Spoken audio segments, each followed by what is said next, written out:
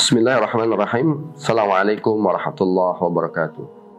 Sahabat Rumah Quran Al-Muslim yang dirahmati oleh Allah Subhanahu wa taala.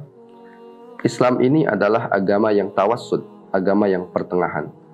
Artinya agama yang bukan hanya orientasinya dunia, tapi orientasinya juga akhirat. Begitu juga bukan hanya orientasinya akhirat, tapi juga bagaimana agama Islam ini mengatur urusan kita di dunia. Karena itulah para ulama mengatakan ad-dunya mazra'atul akhirah.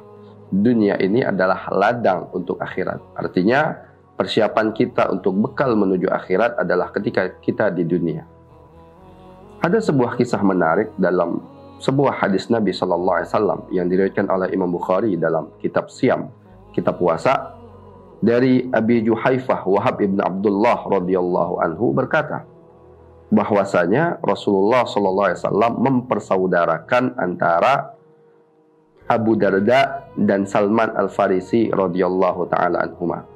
Jadi dua orang ini, Salman adalah seorang sahabat dari Persia yang kemudian menjadi budak dan akhirnya bebas menjadi budak dan masuk Islam.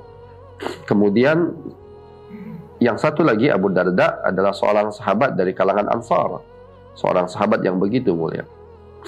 Suatu saat Salman Al-Farisi datang ke rumah Abu Darda.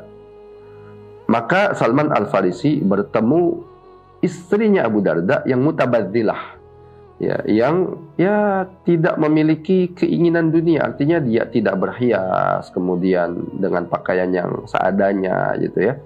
Faqala ma sya'nuki. Maka Salman Al-Farisi bertanya kepada istrinya Abu Darda, ada apa dengan engkau ini?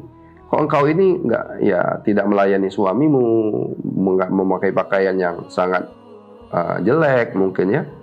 Maka apa kata istrinya? Qalat akhuka Abu Darda laisa lahu hajatun fid dunya.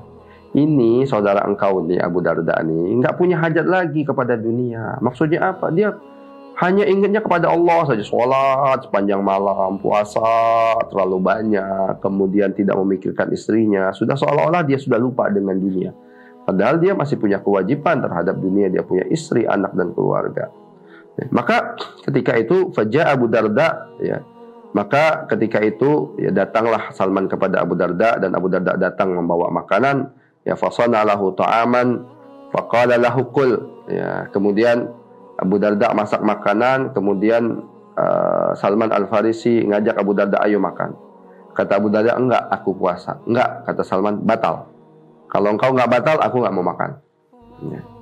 Maka akhirnya Abu Darda pun makan. Kemudian Salman Al-Farisi tidur di rumah sahabatnya ini. Di pertengahan malam, kemudian Abu Darda bangun dan siap-siap untuk qiyamul lail, untuk sholat di tengah malam. Kemudian kata Salman Al-Farisi, "Nam, tidur dulu."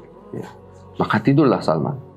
Baru di pertiga malam, barulah Salman Al-Farisi bersama Abu Darda sholat bersama-sama untuk sholat tahajud, sholat qiyamul lail.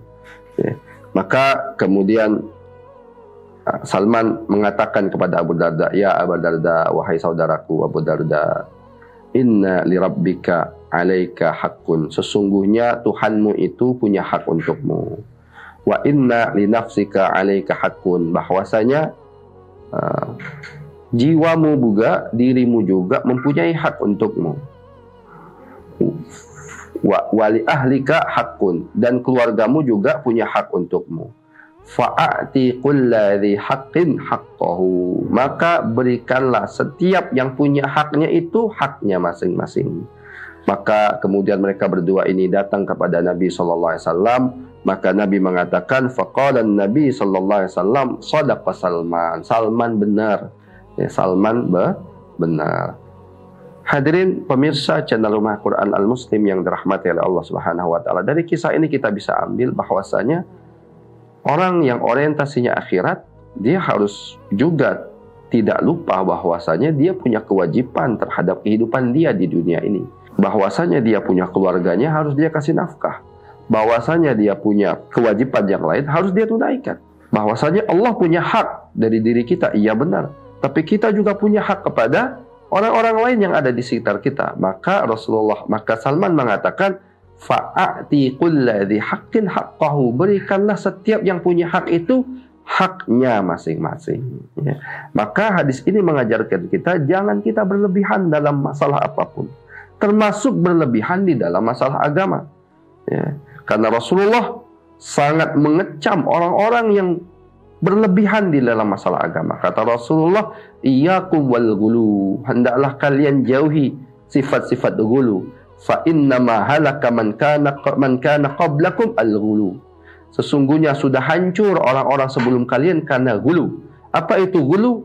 Mujawazatul had. Ya, ghulu itu melebihi batas. Apapun yang melebihi batas, baik dalam masalah akhirat, apalagi dalam masalah dunia. Ketika kita berlebihan batas, itu semua akan menghancurkan kehidupan kita. Itu semua akan menghancurkan agama kita. Itu akan menghancurkan kehidupan dunia dan akhirat kita. Ini saja dari saya, kurang lebihnya mohon maaf. Akhirul kalam. Assalamualaikum warahmatullahi wabarakatuh.